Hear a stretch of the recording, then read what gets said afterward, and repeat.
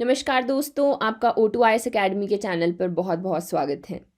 आज हम शुरू करने वाले हैं 5 वर्ड्स अ डे।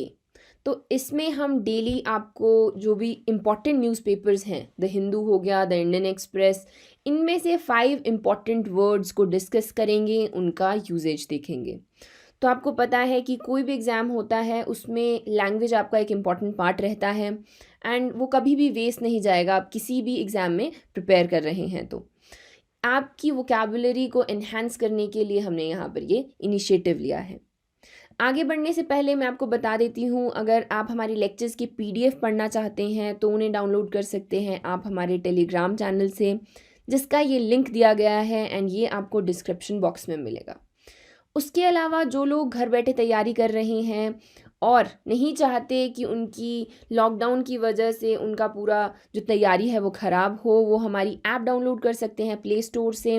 वहाँ पर बहुत सारे कोर्सेज़ हैं, बहुत सारा पेड और नॉन पेड मटेरियल आपको वहाँ पर मिल जाएगा, टेस्ट सीरीज़ भी मिल जाएंगी। तो चलिए शुरू करते हैं। हमारा जो पहला शब्द है वो है कोमॉर्बिड। तो कोमॉर्बिड का मतलब होता है सहवृत्ति।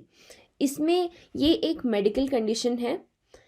इसका मतलब है कोई आपको एक प्रॉब्लम है, उसके साथ एक एडिशनल कंडीशन, उसे कोमॉर्बिड कहा जाएगा। फॉर एग्जाम्पल, कोरोना वायरस जो है वो डेडली है बिकॉज ऑफ इट्स कोमॉर्बिडिटीज़, जो कि हैं आपका lack of hygiene and distancing. तो फिर आप देख सकते हैं कि इसका मीनिंग जो है वो एक मेडिकल कंडीशन से ही निकाला जाएगा। इसकी जगह बहुत सारे वर्ड्स यूज़ किए जाते हैं, कोमॉर्बिडिटी, कॉन्करेंट, कॉन्कोमिटेंट या फिर को अकरिंग। अगर हम इसे सेंटेंस में देखें तो देखिए, insomnia can be a primary condition और comorbid to an underlying disorder. इसका मतलब ये है किसी डिसऑर्डर के साथ इंसोम्निया एक एडिशनल कंडीशन भी हो सकता है। और नेक्स्ट वर्ड इज आइसोलेशनिज्म। आइसोलेशनिज्म को कहते हैं अलगाववाद। तो यहाँ पर जब कोई देश खुद को दुनिया में हो रहे और राजनीतिक मामलों से अलग कर लेता है, उसमें पार्टिसिपेट नहीं करता है, उसे हम आइसोलेशनिज्म कहते हैं। इसकी जगह हम बहुत सारे और वर्ड्स यूज़ कर सकते हैं, जैसे कि एलियनेशन, डिसइंटरेस्ट, सॉलिट्यूड या फिर सेक्लूजन। तो यहाँ पर ये आपके सिनोनिम्स आ गए आइसोलेशन के साथ। इसके जो ऑपोजिट रहेंगे then they will be compassionism, company, fellowship या फिर सोसाइटी।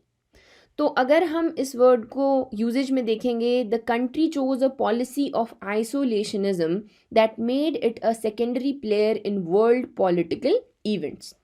तो अगर हम इसे इकोनॉमिक अफेयर्स में देखना चाहते हैं तो हम इसे कंपेयर कर सकते हैं प्रोटेक्शनिज्म से।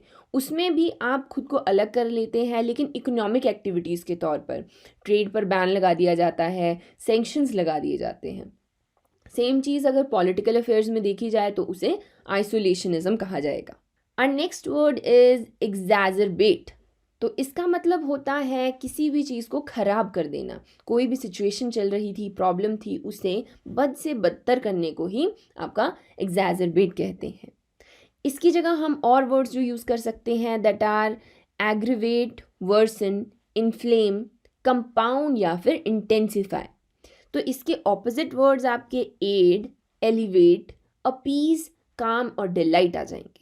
अगर हम इसे सेंटेंस में देखें तो यहाँ पर आप देख सकते हैं, on the contrary giving the extra constitutional powers will exaggerate its crisis of legitimacy.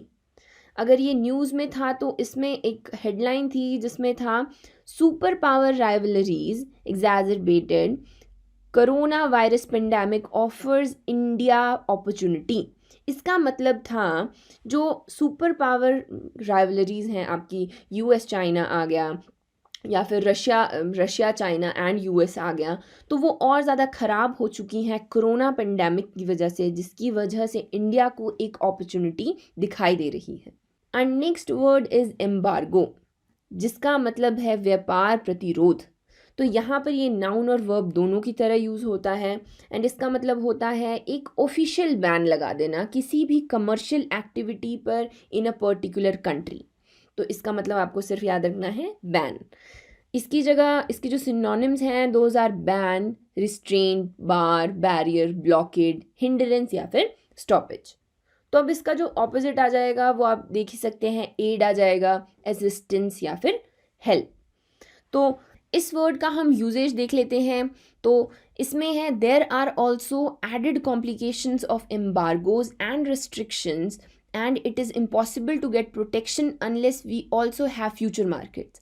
इसका मतलब ये है, अगर आप किसी चीज़ पर बैन लगाते हो, किसी ट्रेड एक्टिविटी पर, तो उसके कॉम्प्लिकेशंस भी हैं। तो जैसे कि एक और इसमें यूजेज देख लेते हैं, India favours embargo against terrorist groups. तो एम्बार्गो मीन्स ऑफिशियल बैन। और लास्ट वर्ड इज मोराटोरियम। तो ये नाउन एंड वर्ब दोनों की तरह यूज़ होता है एंड इसका मीनिंग होता है a temporary prohibition on an activity. तो अगर ये न्यूज़ में है तो ये इसकी सेकंड डेफिनेशन की वजह से है a legal authorisation to debtors to postpone payment.